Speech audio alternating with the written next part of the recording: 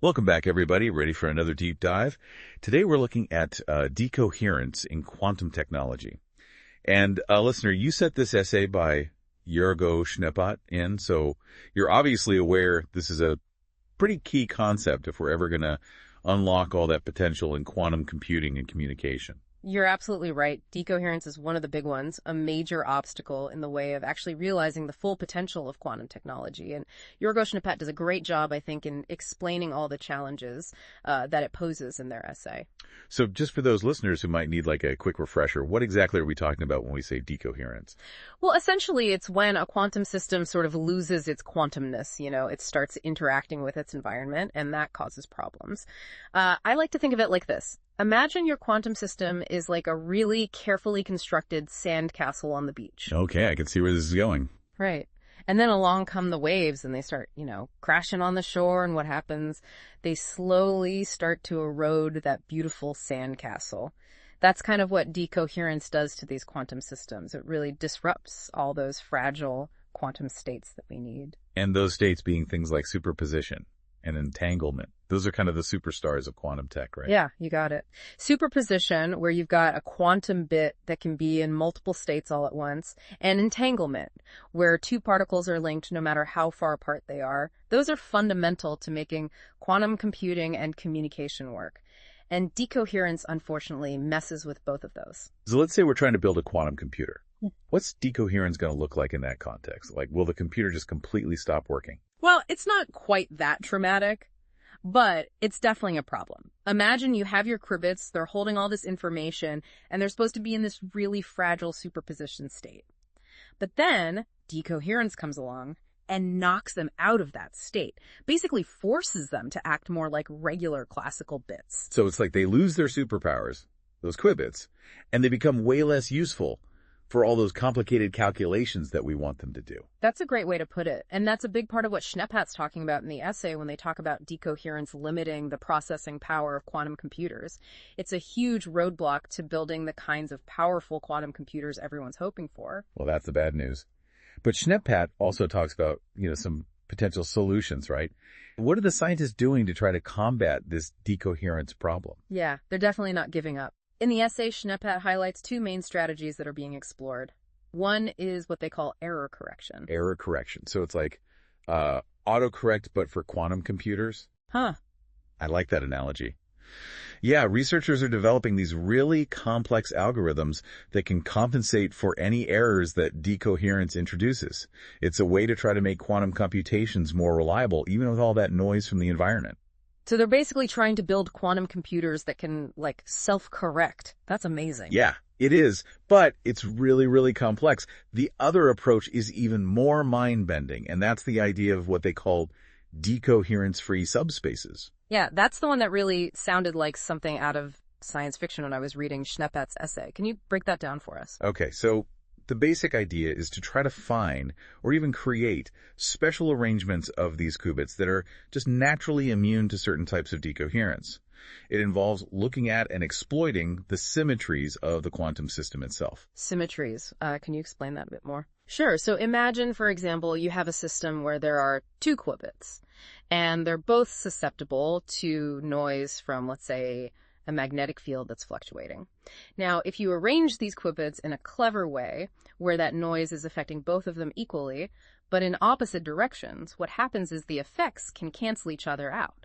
Okay. So it's like a tug of war, where both sides are pulling with the exact same force so the rope stays perfectly in the middle. Yes, that's a perfect analogy. That's kind of the principle behind a lot of these decoherence-free subspace techniques. It's about figuring out these configurations where the noise actually helps protect the quantum information instead of messing it up. That is really clever. Seems counterintuitive though, right? Yeah. That you could use noise to actually protect a system, but I'm guessing it's not easy to find these configurations. No, it's definitely not easy. It requires a very deep understanding of the particular quantum system you're working with and incredibly precise control over those qubits. Schneepat does go into some of the technical details in the essay if you're interested in learning more about that. I'll have to go back and check that out. So we talked about error correction, but what about these decoherence-free subspaces? Are scientists actually using these in real quantum computers right now? It's really cutting edge. and super complex. But yeah, the basic idea, and Schneepat explains this well, is that you arrange the qubits in a way that takes advantage of the system's natural symmetries. And this helps shield them from certain types of noise from the environment. So it's not like we're just blocking the environment out completely, but we're actually manipulating the system in a way that it's less susceptible to decoherence. Exactly. Both error correction and decoherence-free subspaces, they're both incredibly complex, really cutting-edge areas of research. Schneepat gets really into the weeds of this in the essay, and it really highlights just how much of a challenge it is to build functional quantum computers. So it sounds like we're making progress, but it's definitely not an easy problem to solve. Definitely not. It's testament to human ingenuity, though. Schneepat makes that clear. That we keep pushing forward, making progress despite these huge scientific challenges. And from what I understand, decoherence isn't just a problem in quantum computing, is it? It also messes things up in quantum communication too, right? Oh, absolutely. Entanglement, which is what allows us to have that secure transfer of information in quantum communication, is extremely susceptible to decoherence. Schneepat talks about that as well. So that whole idea of the, unbreakable quantum internet we've been hearing about, is that actually breakable after all? It's definitely vulnerable, yeah. Decoherence can disrupt the entangled particles that we're using to send information, and that can compromise the security of those communication channels. Well, that's not ideal if you're trying to send top secret information. No, not at all. And again, researchers are always looking for ways to kind of lessen these effects, like using special materials to protect the entangled states and coming up with more robust communication protocols. It sounds like it's a constant battle. Scientists versus decoherence. So what are the main culprits here? What is it about the environment that's so bad for these delicate quantum states? Well, Schneepat identifies a few main factors. One of the big ones is what's called thermal noise. It's basically just that random jiggling of atoms and molecules because of temperature, and that can really disrupt the balance in quantum systems. It's like trying to build a house of cards on a table that's shaking, right? And they're going to stay up for long. Exactly. Then you've got electromagnetic disturbances from things like radio waves or electronics, and even just mechanical influences like vibrations or any kind of physical shocks. All of those things can knock those qubits out of their delicate quantum states. It's like they can't catch a break, these qubits. Like trying to have a private conversation in a room full of people shouting on their cell phones. That's a great analogy. And to make things even harder, just measuring decoherence is a whole other challenge. Schneepat explains how scientists use things like decoherence time measurement to figure out how long a system can stay coherent before the environment starts affecting it. There's a race against time. Got to use those quantum states before decoherence sets in. Exactly. And the methods they're coming up with to measure and maybe even control decoherence are getting more and more precise all the time. So it sounds like, understanding decoherence is going to be absolutely critical if we're ever going to unlock the true potential of these quantum technologies. It absolutely is. And I think Schneepat's essay is a great place to start for anyone who really wants to dig into this whole area. It's a fascinating challenge, but there's just so much potential there. Well, this has been really enlightening. It feels like we've only just started to scratch the surface of this whole decoherence dilemma. Oh, there's definitely a lot more to unpack here. We haven't even gotten into some of the really promising materials and techniques that are being developed to try to combat this. Or the mind-blowing possibilities if we can actually figure out how to overcome this quantum hurdle. Absolutely. And, maybe just wrestling with these challenges will give us an even deeper understanding of what reality actually is. Now, that is a conversation I am looking forward to. We'll be back soon to dive even deeper into the world of decoherence. Stay tuned. So we've talked about how decoherence is like this big roadblock for quantum technology, but Schneepat's essay is pretty optimistic, right? It's not a dead end. There are some pretty smart people coming up with ways to deal with this. Yeah, I'm really interested in those decoherence-free subspaces we were talking about earlier. What are scientists actually doing to try and create these protected spaces for those qubits? Well, it's cutting edge stuff, so it gets pretty complicated. But the main idea, like Schneepat explains, is that if you arrange the qubits the right way, you can use the system's own symmetries to shield it from some of that noise from the environment. So what kind of symmetry are we talking about here? Can you give me an example? Okay, imagine you have two qubits, and they're both sensitive to noise, let's say from a magnetic field that keeps changing. If you arrange them so the noise hits them both the same way, but in opposite directions, the effects can actually cancel each other out. So it's kind of like a tug of war, where both sides are pulling equally hard. The rope just stays in the middle. Yes. Perfect analogy. That's the basic idea behind a lot of these decoherence-free subspace techniques. You're basically finding these configurations where the noise itself helps protect the information instead of destroying it. That's wild. It seems counterintuitive, using noise to protect something. But I bet it's not easy to find these special configurations, is it? It's definitely not easy, no. You need to really understand the quantum system you're working with, and you have to have very, very precise control over those qubits. Schneepat gets into the weeds of this in the essay if you want all the technical details. Yeah, I'll definitely have to check that out. We talked about error correction before, too, as another way to deal with decoherence. How does that actually work in practice? So error correction, as Schneepat explains, is all about redundancy. You're spreading the quantum information across a bunch of physical qubits, so even if a few of them get messed up by decoherence, you can still get the information back. So it's kind of like RAID for hard drives, where you spread your data across multiple disks, so if one dies, you don't lose everything. Good analogy. Similar concept. But with quantum information, it's trickier because you can't just copy it directly. You have to use special encoding schemes to protect those delicate quantum states. Sounds complicated. Ugh. Are scientists already using these error correction methods in real quantum computers? Yeah, they are. It's still early days, and it's not perfect. But the progress in developing better, more robust error correction codes is amazing, and we're seeing them used in some of the most advanced quantum computers out there. That's really encouraging. So with both error correction and those decoherence-free subspaces being worked on, it sounds like we're making real progress in this fight against decoherence. We are. It's a real testament to, human ingenuity, like Schneepat says. We see this huge scientific challenge, and we just keep pushing forward, finding ways to overcome it. For sure. And we can't forget about decoherence's impact on quantum communication either. Schneepat talks about that a bit in the essay, too. Right. As we discussed earlier, it can be a big problem, especially for things like quantum key distribution.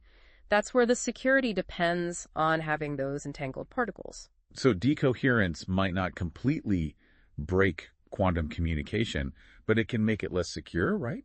That's right. Imagine you're trying to send a super secret message using entangled particles, but then decoherence disrupts the entanglement along the way.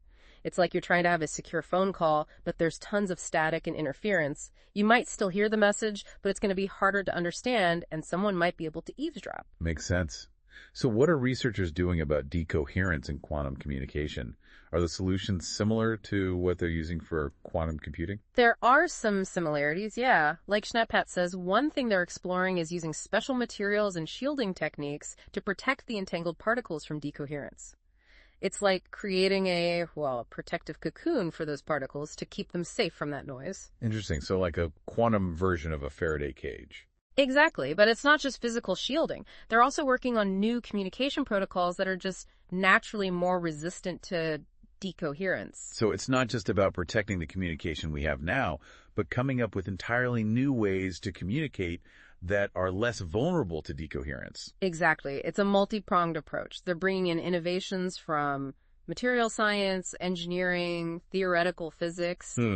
It's really impressive how they're tackling this challenge. This is all so fascinating. Schneepat does a really good job of laying out the challenges and the potential in this field. What do you think are some of the bigger implications of this research? Like, what could the world look like if we really can conquer decoherence? Well, that's when things get really exciting. Imagine a world where quantum computers can solve some of the biggest problems we face, like developing new medicines, modeling climate change, designing completely new materials. The possibilities are endless. That's an amazing vision of the future. And what about quantum communication? How could a world with decoherence-free communication change things? It's mind-blowing, really. Think about it. Truly unhackable communication networks, secure transfer of all kinds of sensitive information, from financial transactions to medical records, government secrets. It could completely revolutionize cybersecurity and create a whole new level of trust in the digital world. It sounds like science fiction, but it's all based on real science, which is even cooler. Right. And it's thanks to the hard work of brilliant minds all over the world who are constantly pushing the boundaries of what's possible. Schneepat reminds us that it's a tough journey, but the payoff could be huge. I totally agree. This has been such a thought-provoking conversation so far. I feel like I have a much better understanding now of decoherence and how it affects quantum technology. But before we get carried away with all the possibilities of the future, let's bring it back to the present for a second. What are some key takeaways from Schneepat's work that our listeners should keep in mind? Well, I think one of the biggest takeaways is that decoherence, while it's a tough challenge, it's not unbeatable. Scientists are making great strides in understanding it and finding ways to minimize its effects. Like Schneepat says, the future of quantum technology is actually looking pretty bright. So it's a challenge, but not a deal breaker. Right. Another important point is that solving this is going to take a lot of collaboration. You need people from all different fields: physics, materials, science, engineering, computer science. It really shows the power of, human ingenuity, how we can all come together to tackle these really complex scientific challenges. Definitely. And I think it's important to remember, too, that the potential benefits here are huge. We're talking about changing the world in some really big ways if we can overcome decoherence. It's definitely a challenge worth taking on. What other interesting insights did Schneepat share in their essay? One thing that really stood out to me from Schneepat's essay is how decoherence isn't just like a technical problem. It really gets into some deep questions about how we understand reality. Ooh, I always love it when science gets philosophical. So how does decoherence actually challenge the way we think about the quantum world? Okay, so think of it like this. In the purely quantum world, everything is in this superposition of states, right? But decoherence, that interaction with the environment, it's like it forces the quantum world to choose a specific outcome. So it's like decoherence is this bridge between the quantum world, all weird and probabilistic, and the classical world that we experience every day. Exactly. It's almost like by observing, or even just the environment interacting with the quantum system, it makes the wave function collapse. It has to settle into a definite state. That is so trippy. It makes you wonder, is the quantum world actually fuzzy? And it's just decoherence that's making things clear for us? Or does decoherence actually create that classical reality that we see? Those are huge questions, and I don't think anyone has the answer yet. There are a lot of different interpretations of quantum mechanics out there, and they all try to grapple with these ideas. Schneepat doesn't pretend to have all the answers, but the essay does a really good job of showing how decoherence makes us think harder about what reality really is. Yeah, it's a good reminder that science isn't just about getting answers, it's also about asking the right questions, even if they lead us to some really weird and philosophical places. I agree. And who knows, maybe by wrestling with these questions about decoherence, we won't just make cool new technology, but we'll actually understand the universe and our place in it a little better. I love that idea, that this annoying thing, decoherence, could actually be a key to understanding reality on a deeper level. It could be. It really highlights how interconnected science, technology, and even philosophy are. Well, this has been a fascinating deep dive into decoherence. We've talked about the science, the technology, and even a bit of the philosophy behind it. A big thanks to Jorgo Schneepat for their awesome essay, Decoherence, Herausforderungen für studiert Quantenprozess, which was really helpful for us today. It's been great exploring these ideas with you.